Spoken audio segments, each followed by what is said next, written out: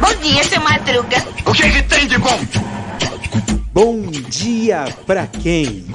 Fique por dentro das notícias do dia da pior forma possível. Apresentação: André Arruda.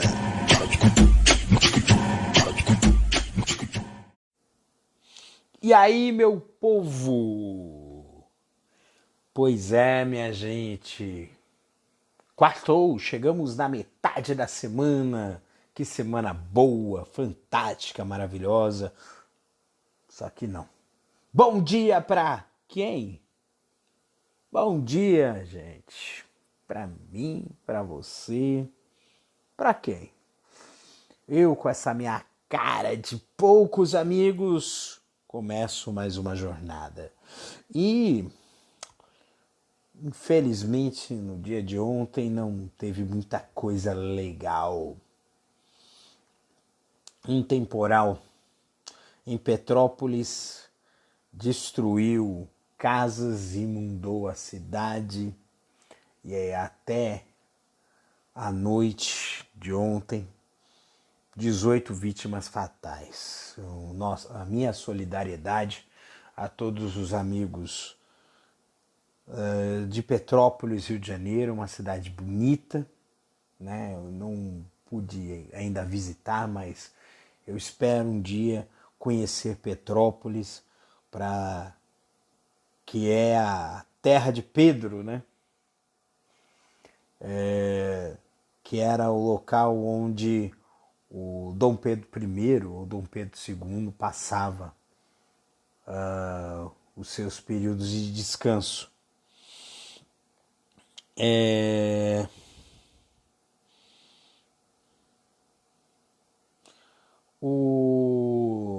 Teve o encontro do Bolsonaro com o Putin, né? O que o filho dele, o Carluxo, está fazendo em Moscou em vez de estar na Câmara Municipal da cidade do Rio de Janeiro? Pergunto isso para você que é carioca, faz essa pergunta, cara. Faz essa pergunta para esse caba aí, porque realmente ele não está cumprindo com as suas obrigações de parlamentar. Está lá assessorando o pai dele. E isso é uma coisa, digamos assim, vergonhosa. Tão vergonhosa quanto a fake news que foi espalhada, porque foi diminuído. De manhã saiu a notícia de que as tropas russas saíram, uma parte das tropas russas saíram da fronteira com a Ucrânia. E aí estava achando que ia ter um tratado de paz. E aí acreditaram isso à visita do Bolsonaro. Que idiotice. Mas foi um ledo engano. Depois de uma conversa com o Biden, o Putin voltou a ameaçar invadir a Ucrânia. Então, voltemos à estaca zero. Ontem eu cheguei a comentar sobre... Não, foi ontem ou foi sexta-feira que eu falei sobre Índia e Paquistão, né?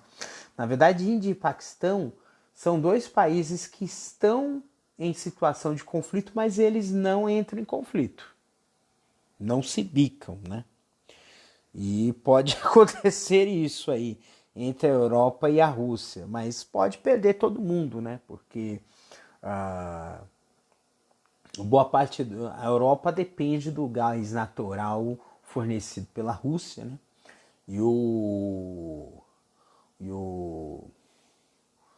E a Rússia precisa escoar essa produção para algum lugar, né? Vai procurar, claro, talvez procure a China, né? Que seja o caminho mais natural para isso. Mas,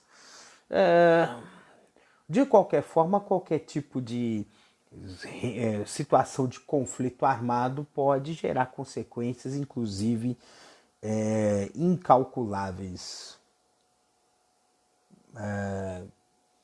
Não se pode prever uma situação desse tipo. Se gerar uma guerra aí, nós não sabemos o que isso pode provocar, até porque a gente sabe que China, Rússia e Estados Unidos têm arsenal nuclear. Então a gente não sabe quais são as proporções e que possam até se tornar catastróficas, uma catástrofe, né? Bem,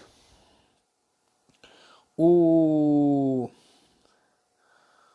o Bolsonaro pode colocar o Brasil no meio de uma furada e na verdade assim, eu cheguei a comentar hoje no Twitter o seguinte: o Bolsonaro, ele não está levando paz para a Rússia, ele está trazendo da Rússia uma guerra para o Brasil. Uma guerra, e aí são dois pontos. O primeiro ponto é a tecnologia que a Rússia tem para manipular processos eleitorais. Então ele pode trazer algum tipo de tecnologia que possa usar para perseguir opositores, porque já tem suspeitas de aparelhamento, né? A justiça está em cima do Bolsonaro. Tem uma história aí de que acho que, se eu não me engano, o ministro Barroso, eu acho que foi o ministro Barroso que assumiu, né, o TSE, né? Na verdade, há uma preocupação, né, sobre a democracia, né? Acho que ele chegou a falar sobre questão de populismo, mas há uma outra preocupação que é o uso da tecnologia para poder fazer uma situação de fraude, invalidar o processo eleitoral, sabotar o processo eleitoral no Brasil. E tem histórias relacionando Rússia com o Trump, né? Então essa situação é complicada e é grave. Mas esse conflito iminente com a Ucrânia também pode ser um atenuante. Porque assim, eu já estou preocupado demais com uma situação de quase conflito no meu quintal. Eu vou ficar me preocupando em querer manipular uma eleição no Brasil, gente. Entendeu? Então é esse tipo de coisa que vai ter que ter muita atenção aí e que pode ser bastante complexo, complicado, né? Anyway, tem também uma história que aconteceu no Rio de Janeiro, né? Um rapper, né, pediu para um vereador bolsonarista sair do palco, dos bastidores do palco de um festival de rap que ele estava se apresentando. Tá? Isso é muito... O que aconteceu depois é que o político negou a expulsão, mas a rede de fãs dele, porque ele é um vereador bolsonarista, né, foi e derrubou o Instagram desse rapper, né? E derrubou o Instagram desse rapper, e aí eu acho que a situação ficou mais complicada, né? Mas gerou um grande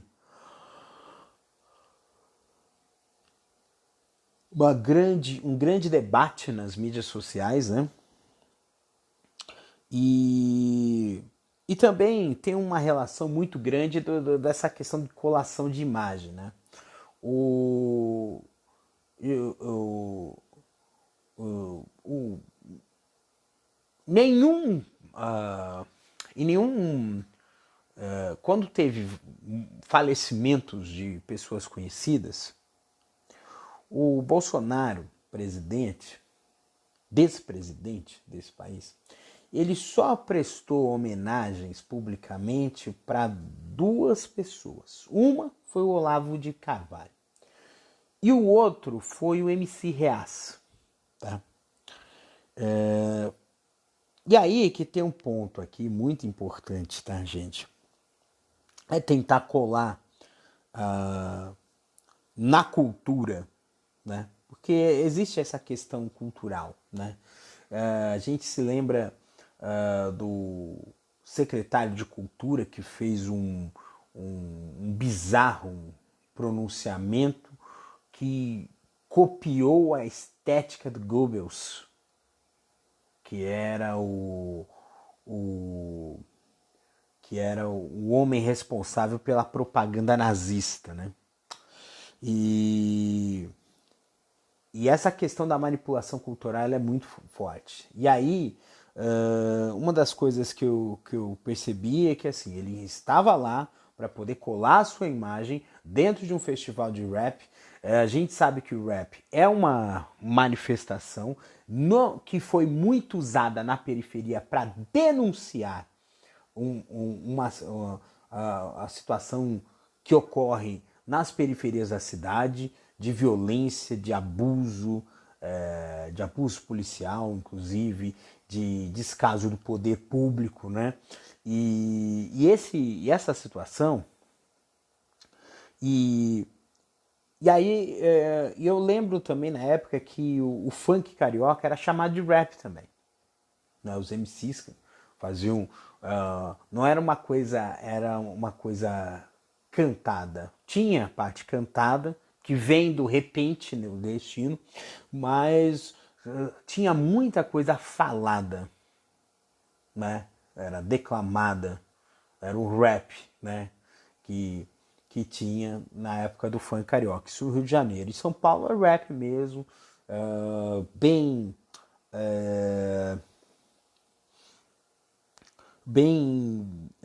oriundo do movimento do hip hop, que foi trazido dos Estados Unidos, né? Mas houve algumas revoluções no turntable, em que usou músicas brasileiras, né? Usou-se bastante músicas brasileiras e, por exemplo, os Racionais MCs, né? Eles usaram muito bases de músicas brasileiras mesmo, de Tim Maia, de outros artistas do funk, do soul, do blues brasileiro, né? Então houve esse movimento, mas ainda era um movimento de denunciar uma opressão que havia na periferia. E um deputado bolsonarista aparecer num festival de rap e dizer que e alegar que ele está lá para poder prestigiar um local um evento em que famílias estão sendo empregadas, no mínimo é um disparate, e depois é uma grande incoerência. Uma grande incoerência porque não havia durante a pandemia, não houve durante a pandemia nenhum plano, nenhum movimento por parte do governo federal ao qual esse vereador apoia para a questão cultural. Para o governo Bolsonaro, artista é vagabundo, né? Infelizmente, essa é a visão que eles têm de nós artistas, né? Porque eu também sou das artes, né? E eu também estou participando, eu participei o ano passado de uma produção com recursos da Lei Aldir Blanc.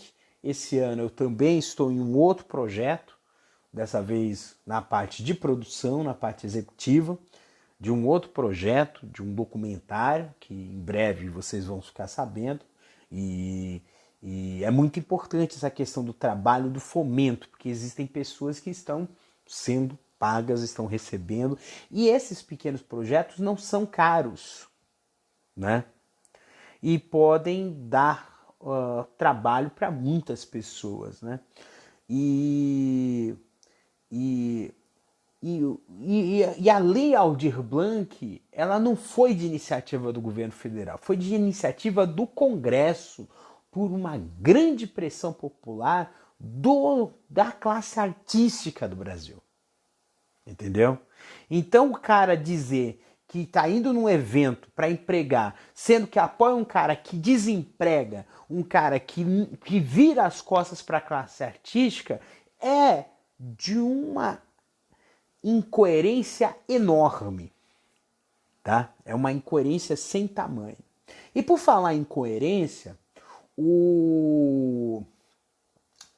os bolsonaristas estão fazendo uma campanha contra a aprovação da Lei Paulo Gustavo. É uma lei que injeta recursos para o setor cultural, é como se fosse um complemento da Lei Aldir Blanc, porque a Lei Aldir Blanc é uma lei de emergência cultural, tá? E a Lei Paulo Gustavo é uma lei que tem uma injeção de recursos públicos para normalizar a cena cultural no Brasil, porque vai precisar de recursos. O setor cultural foi um dos primeiros setores que teve que parar. E vai ser um dos últimos a voltar à sua condição de normalidade. Vai ser um dos últimos, porque você tem, além do aspecto sanitário, você tem o aspecto psicológico. E também a questão econômica. A questão econômica, hoje as pessoas estão numa situação de maior necessidade do que antes, né? E um dos grandes apoiadores dessa corrente contrária à Lei Paulo Gustavo é justamente o secretário atual de Cultura, o ator Mário Frias, né? E o fato é que tem denúncias de viagem, paga com dinheiro público, que usou-se muito para questões pessoais. Teve uma licitação que não se sabia, que não tinha nenhum dado consistente da empresa vencedora da licitação, né? E também um escândalo que saiu recente, que tem um parente que foi empregado na Embratur com um salário de 16 mil reais. Entendeu? Então ele tá. Então o que a gente leva a entender? Que ele tá querendo que não aprove essa lei para sobrar mais dinheiro para as mamatas dele. Porque essa é uma verdade. A verdade desse senhor, né? Porque em nenhum momento ele trabalhou com a questão cultural. Ele sempre teve uma ação reacionária, uma ação de ser contra a questão cultural por um mero capricho, por uma mera vaidade, uma vaidade de cunho político, de que tem que apoiar somente os seus amigos e aqueles que não... boa parte da classe cultural desse país tem que ficar de fora, porque ou são vagabundos, ou são comunistas, ou são maconheiros, porque é isso. É esse pensamento raso de senso comum e muito tolo, para não dizer idiota, para não dizer chucro, para não dizer imbecil, que é o que passa dentro da cabeça desses caras. Mas eles não entendem que a cultura é uma forma de mudar corações e mentes. A cultura é o que faz mover corações e mentes e que faz as pessoas pensarem.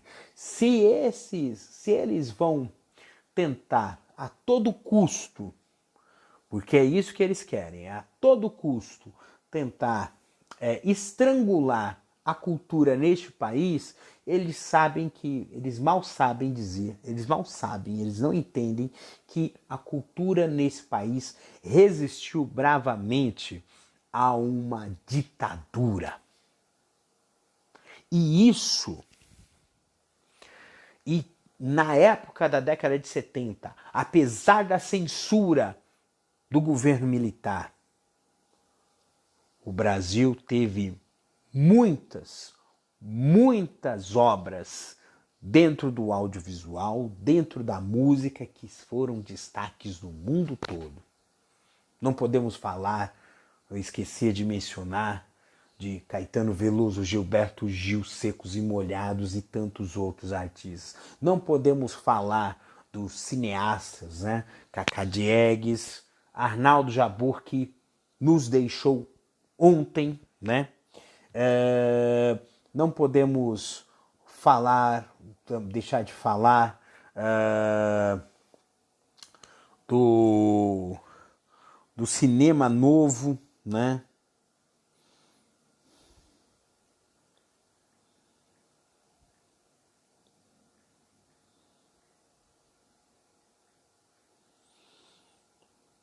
Não podemos deixar de falar sobre o cinema novo, né? Que foi um grande movimento na década de 60 e 70, onde Glauber Rocha foi um dos grandes expoentes do cinema novo, né? E tudo isso foi feito como um ato de resistência. Então, eu gosto de parafrasear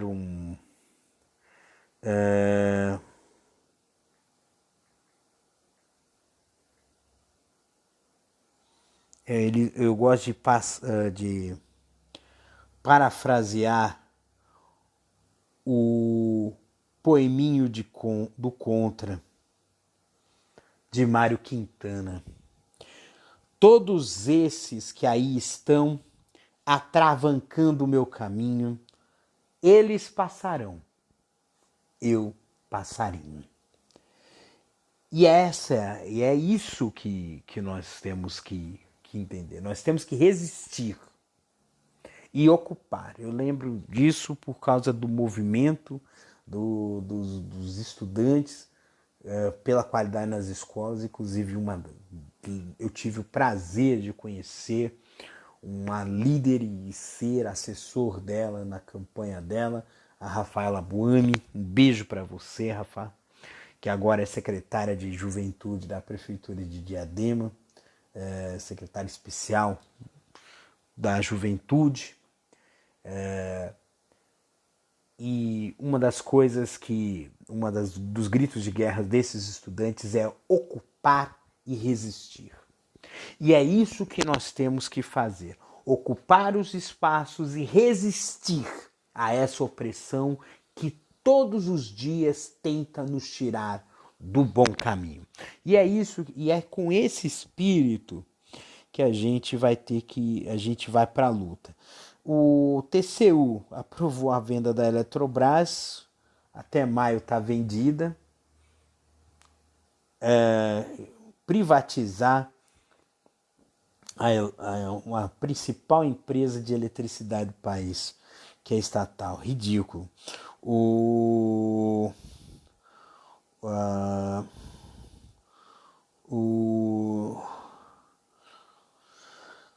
que eu posso dizer aqui? Até veio uma polêmica do BBB, mas isso aqui eu não vou entrar nesse convento. O Mbappé fez um golaço, poderia ter ganhado de 2-0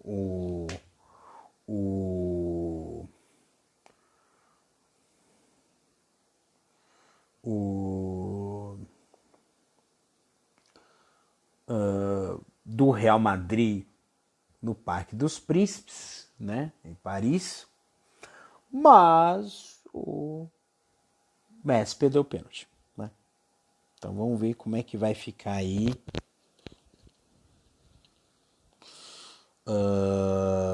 a situação futura aí, tá? Como é que eu posso dizer aqui para vocês? Bem, que esse dia de quarta-feira seja um dia que dê gosto, tá? Dá gosto. Não, tem uma notícia aqui ridícula aqui. Os bolsonaristas querem um projeto que torna crime a falsa acusação de nazismo. A carapuça serviu, né, bolsonarista? A carapuça serviu. Serviu, tá? Então, se o cara tá fazendo uma lei para tentar punir quem acusa os outros falsamente, entre aspas, de nazismo, é porque é nazista, né? Os caras não têm nem vergonha, né? Não tem vergonha de serem fascistas, né? E a gente tem que estar numa luta desgraçada, porque esses desgraçados botaram as manguinhas de fora e eles precisam ser escorraçados. Eu digo escorraçados no poder, escorraçados da vida pública, porque não são pessoas que toleram os outros, né? Ontem eu falei sobre isso, né? Eu falei do paradoxo da tolerância. Para que a tolerância exista, a gente precisa abrir uma exceção. A exceção valida a regra, tá? Toda regra tem exceção e a exceção valida a regra. E a exceção da regra da tolerância é que os intolerantes não devem ser tolerados. Continuando, que esse sábado, essa quarta-feira seja um dia bastante vitorioso para você, que você possa fazer coisas fantásticas. A semana está no meio e que seja um momento de muita coisa boa, porque a gente precisa ter coisas boas, a gente precisa ter motivos para sorrir, sabe? Eu sei que, assim, tem muita coisa. Eu falei até da pandemia, não cheguei a falar da pandemia, porque na verdade tem notícia boa da pandemia.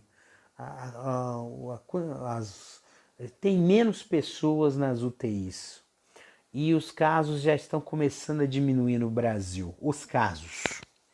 A média móvel continua acima de 800, mas já está começando a ter uma luz no fim do túnel. E boa parte dessa luz no fim do túnel se dá por parte da vacinação. Bolsonaro, a sua ideia de antivacina foi um fracasso. E vai ser um fracasso. O fracasso seu vai ser, 3 de outubro. 3 de outubro vai ser a consagração do seu fracasso, da sua grande derrota. Porque fazer esse país sofrer como o senhor fez sofrer, fazer o Brasil ficar descontrolado como o senhor deixou fazer, fazer com que criminosos tenham poder, como está acontecendo na região da Amazônia Legal, como o senhor vem fazendo, não é coisa de alguém que tenha que ter o poder. Se você quer revelar o caráter de uma pessoa, dê poder a ela. E esse é o resultado desse país. Hoje, que precisa ser reconstruído. Precisa ser reconstruído de fato. E eu tenho aqui um adendo antes de falar aqui. Muito se questiona em relação às alianças de Lula. Eu falo isso porque eu não sou petista. Mas assim, ele pode fazer aliança com o que ele quiser. Não sou do PT. Quem critica não entende o tamanho da merda que estamos nos situando. Porque o cenário do Brasil hoje é de terra arrasada. E não dá para fazer um governo pós-Bolsonaro se não for por meio de uma grande coalizão. O que a gente vai precisar fazer é disputar espaços do Congresso Nacional. No Senado é mais difícil, porque o Senado só vai renovar 1/3 das cadeiras. E é isso que a gente precisa ficar atento.